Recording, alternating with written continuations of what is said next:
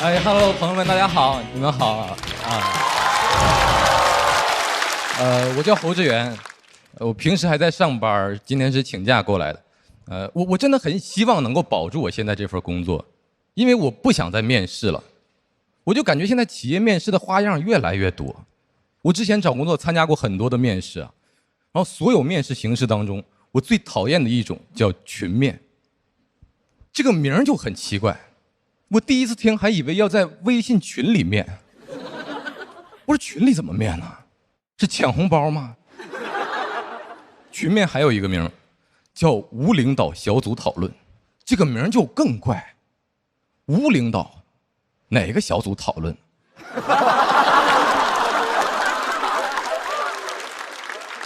哎，朋友们，我不知道你们啊，反正我们无领导基本都是讨论领导。群面会给一个题目让大家小组讨论嘛？我参加那场群面是10个人一组，10进1，不如抢红包。这个淘汰率特别容易激发出人性的那种阴暗面。我特意查了那个群面的考察重点，首先是团队合作，你不能轻易的反驳别人。所以听到有一些人为了表现自己在那胡言乱语的时候，我心里想的是你在狗叫什么？但这个话到了嘴边就变成了我认同他的观点，并且有所补充。这个技巧叫 yes and， 翻译过来是当面一套背后一套。其次就是领导力也很关键，所以整个面试过程中大家表现出来的是我要积极融入这个团队，心里想的都是我要尽快接管这个团队。什么无领导小组讨论，我领导小组讨论，场面很乱，就特别像一群狗在抢一个骨头。我群面最怕碰到的就是那种特别急于表现自己的队友。当时我们还在会议室里等面试官来，我旁边那哥们儿表现欲就已经憋不住了，凑过来问我说：“哎，小侯，你是哪个学校毕业的？”我说：“哪个学校？”我说：“咱都群面来了，哥们儿，都是来当狗的，怎么你就非得问我的品种？”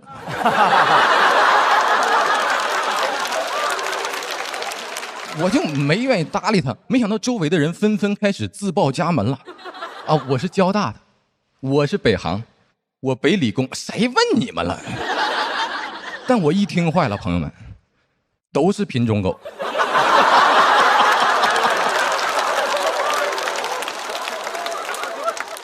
就我一个2本土狗啊！提问那哥们儿更狠，清华的。我说这里怎么还有狼啊？这里。就这个狼哥最能显，问完学校又开始问我们的实习经历，我是越听越难受。他们都在大企业里边实习过，朋友们，我是在东北一个县城里上的大学，我们那儿就没有什么实习的概念，最多叫勤工俭学。我也是那天才知道，提前实习是中华民族的传统美德，因为孔子说过啊，要学而时习之。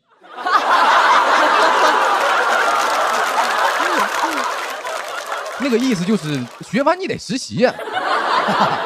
我就没听孔子，学校也不太好，所以一直就没说话，这样就没有人知道我是土狗了，他们都以为我是酷狗。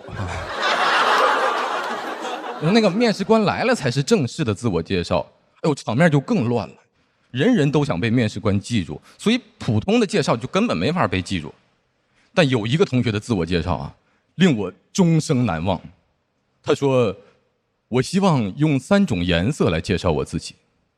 我有红色一样的热情，黄色一样的创意，而我的底色是象征同理心的绿色。”我听他介绍完，赶紧组里10个人就剩9个了，因为他在装灯。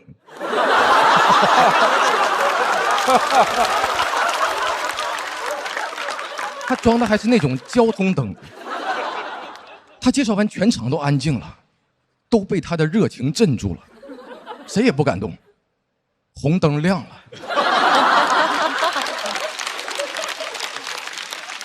我那场群面的题目很大胆，问：假如你是唐僧，西天取经要从6个徒弟中带走3个，你会带谁？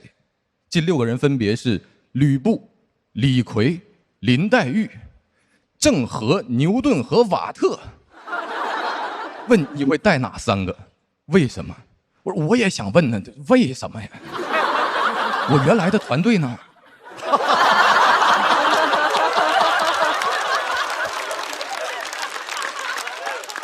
我猴哥呢？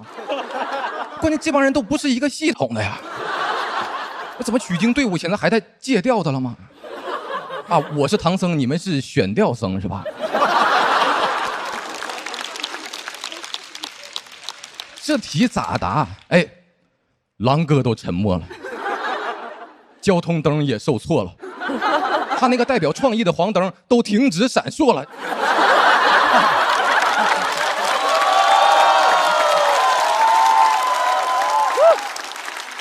哎，怎么选呢？我要是选吕布、李逵、林黛玉，四大名著出了个核定本。关键吕布喜欢背刺主公，李逵只对宋江效忠，就林黛玉一个靠谱的，还老请病假。没人能送我取经，但是都能送我上西天。那我选那个郑和、牛顿和瓦特，感觉唐长老不想上西天了，想下西洋了。给郑和配2个大发明家，我就感觉大航海时代要开始了。我们开着蒸汽机船直奔大雷音寺，然后如来佛祖亲自封我为海贼王。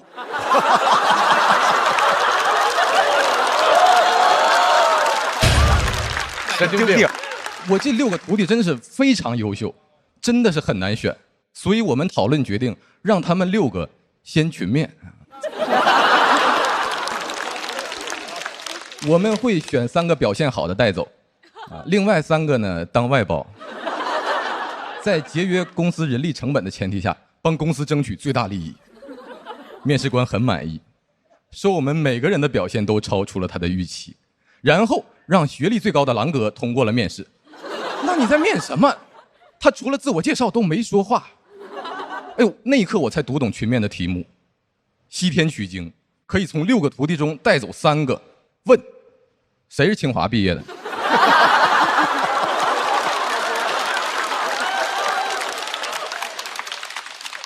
群面参与多了，我能力没有任何的提升，我道德水平直线上升。我现在坚决反对动物表演，我跟他们共情了，你知道吗？动物保护组织有一个标语我特别喜欢，说小熊不想骑车，小狗不想钻圈儿。我想加一句，我说小猴也不想群面了。我就讲到这儿，谢谢大家。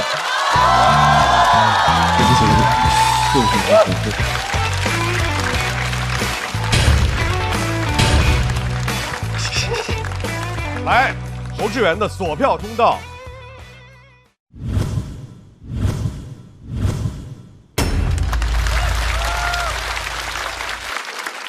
小侯，你的面试经验是很丰富吗？面试经验很丰富，但是通过的经验不是很丰富。面试里面有比这个群面更荒谬的吗？啊，我之前有过一次面试就是对面的面试官很年轻，他就只比我大2岁，然后进去以后他就一直在羞辱我，就说哎，我只比你大2岁，但是我坐在这儿，你坐在那儿，说明年轻人还是要努力。哇，你跟他说，但是你比我2啊。那你会怎么回答呢？这种荒谬的问题，我会试我说我要继续努力嘛，因为我是盾那边的，就不太擅长攻击。但这个字真的不好说。比如说，我不知道你那个大2岁跟你恶心的那个人面试你是什么岗位？产品岗啊，那肯定很荒唐。如果是客服岗之类的呢，他有可能就想看看你是不是容易被激怒，压力面试。对对对，所以有的时候不好说。但整体上，我见过很多大企业出来的 HR 喜欢这样。哎，那我就要问了，您刚才迟迟不拍灯，对，也是一种面试方法？不是，我没那么阴，我没有暗示您什么，我只是一直犹豫，我觉得这个作品呢完整度还是稍稍有一点欠缺，但中间有几个很精巧的梗是很有趣的。对，所以如果我们刚才3灯了，我就不拍了。我看了一眼是2灯，所以我犹豫了一下就拍了。犹豫就是这个，不是要 PUA 他。谢谢。春春觉得哪个让你印象深？我第一个是那个学而时习之，然后但是我最喜欢的是那个他说唐僧的6个徒弟，然后这6个人，这6个人因为实在太混乱了，所以我觉得这一段的这个设计会让这个群面的这种荒唐感更加的充足，被放大。对对对。他有一种特别温和的那种刀，你知道吧？对，你听他说话特安静，但是他里头力量特别足，而且都倍儿狠。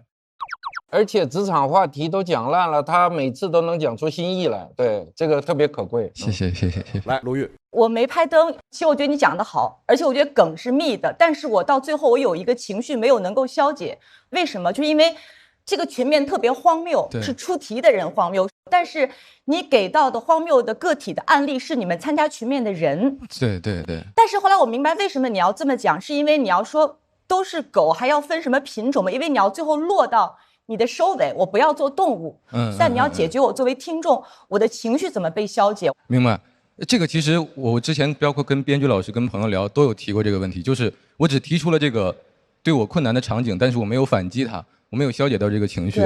但实际的情况就是我在那当了一圈动物，我没有反击，我就回家了。我就回去等面试通知，然后他还不给我通知，这个难受的情绪就是那样了，我消解不掉那些东西。所以我最后其实是选择把它留在那儿，就是这个是我的行为感受。留在那里不看了。来，我们来看一下小猴在他的这轮表演之后，他得的这个票数，请看，笑团的灯30票，最后的票数是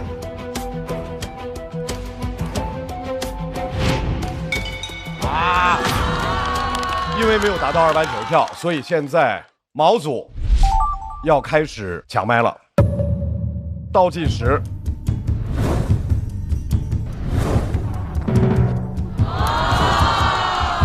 ，2位，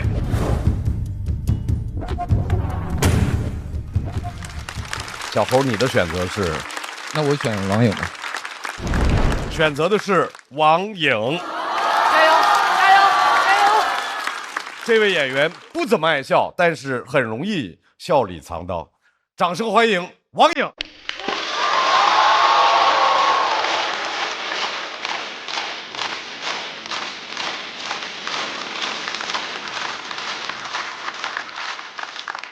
大家好，我叫王颖，我是一个恋爱脑。我和我男朋友在一起4年多了，这4年来我从来没有乱发脾气过。真的很难，我一直是有理有据的发脾气。我生气的主要原因是因为我对象他说话不太好听。我俩刚在一起1个月，有一次他突然盯着我看了一会儿，说：“我发现你有点秃，你发际线有点高。”我有点生气，我拉着他的手说：“我发现你生命线有点短。”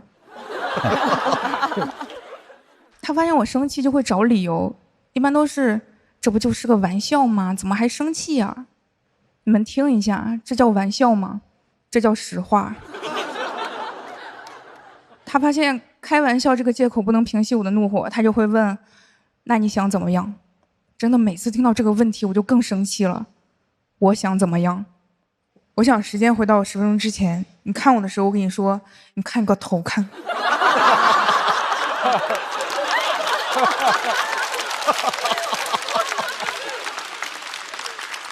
我还想时间回到4年之前，你告白的时候我跟你说你给我滚蛋。但你要说能实现的，我希望你现在能够跪下来给我磕3个响头。他还特别怕麻烦，我俩现在已经一起住了。有一次他回家的时候，我让他拐到一个地方给我带个东西回来，结果他空着手回来了。见到我第一句话就是：“哎呀，我忘了。”我说：“你是不是嫌麻烦故意忘的？”他说：“对。”他不是那种羞愧的对。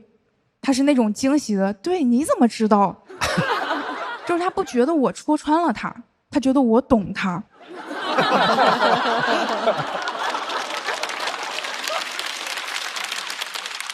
在怕麻烦这一点上，我最受不了的就是有时候吵完架，我想复盘一下，不要因为同样的原因老吵架。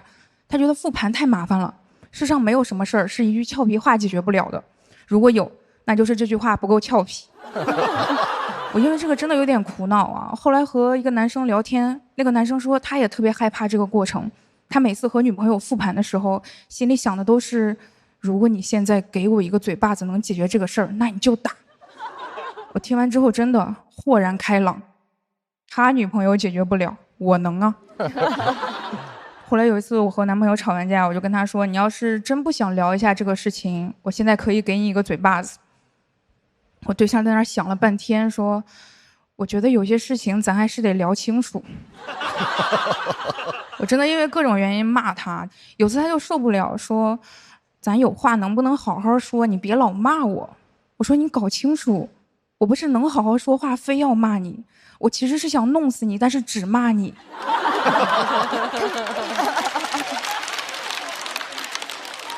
我现在再也不相信网上那种鸡汤了，什么生气不能解决问题，只会制造问题。你要想好你的目的是什么。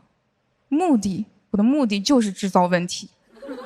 我也不太能理解以前那种教女生谈恋爱或者经营婚姻的建议啊，我真的做不到。比如说男朋友在外面让你不开心了，你不要生气，你拉一拉他的袖子，轻声提醒他一下。我能做到的轻声提醒只有一句话，是不是给你脸了？还有流传最广的一个建议叫想要抓住男人的心，得先抓住他的胃。这句话到底有什么道理？他都不押韵。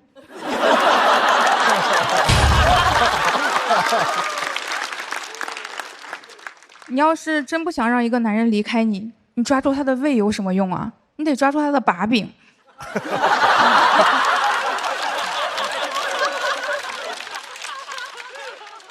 还有最鸡贼的一个建议叫聪明的女人在婚姻里要学会示弱，聪明的女人怎么会在婚姻里？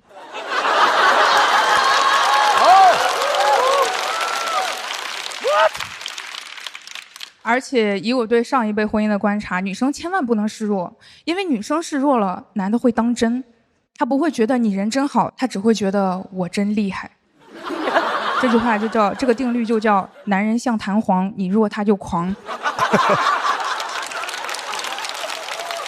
这种押韵的话才有道理。而且我发现很少有教男生谈恋爱的，因为男生不想知道怎么经营一段关系，他们只想知道怎么追女生。以前人们总说成家立业，你成家就完了，但是对女生来说，你成家可能就完了，你就陷进去了。即使成家对男生来说很重要啊，但是我看网上一些相亲贴还是很离谱，很多男生甚至会写上爱干净。爱干净到底有什么好写的？这里又不是印度。你写爱干净，我也不知道真的假的，你都不如直接写一个会喘气儿。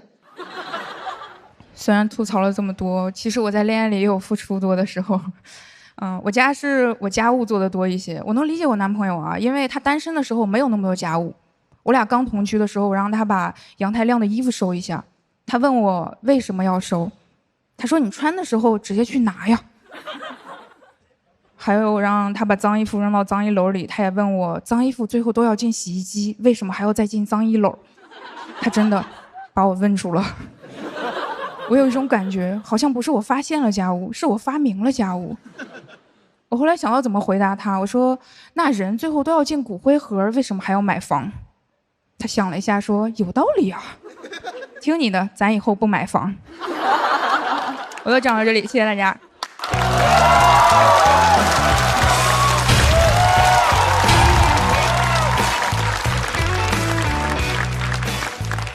王颖，索票通道开启。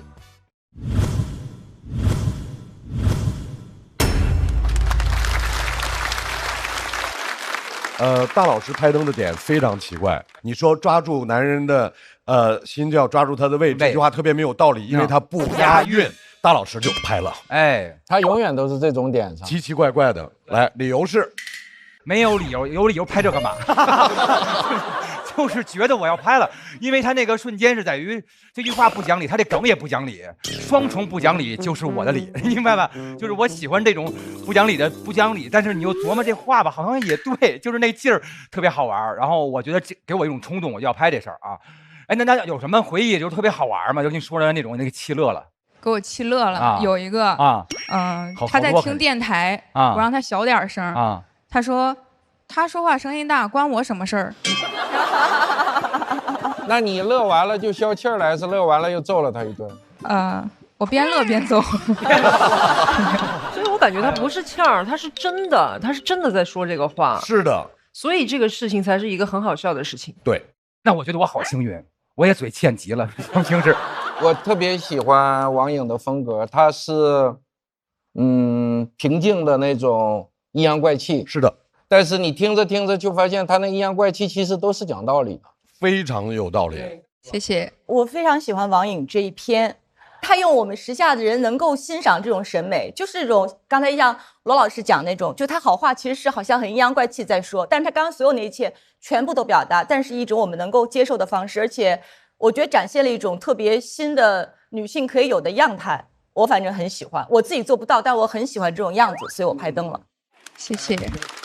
其实我们要非常感谢我们所有的脱口秀演员的表演，包括刚才在王颖表演之后大家的这个讨论。当一段脱口秀让你开始拿自己做参照物的时候，那个时候说明这就是一段优秀的脱口秀表演。再次把掌声送给王颖，感谢，谢谢。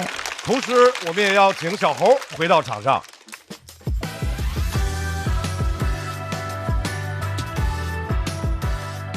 我们笑团给出来的票数2位应该是一样的。